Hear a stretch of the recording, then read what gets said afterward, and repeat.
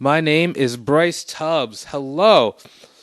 I believe that you can reach your dreams by tapping into the law of attraction. Very, very, very important. My belief is that we can reach our dreams by tapping into the law of attraction. A great story of this is my goals. I was writing down my goals every single day for an entire year, sometimes 3 times a day, sometimes 2 times a day, sometimes 1 times a day. And it wasn't until about 1 year later that I was actually looking at, just taking a year in review of my goals that I noticed, this goal actually came true in a different way than what I thought it would. It didn't appear the same way. Even some things ended up happening like a day or the week after, the year was over.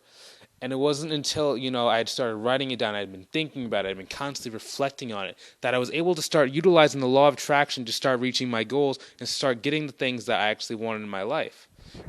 That's why I believe that we can tap into that law of attraction to reach our goals.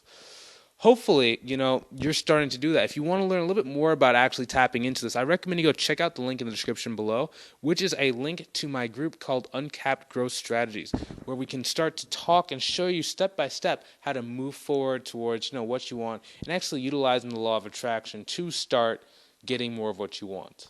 Have a great day. Talk to you soon and see you later.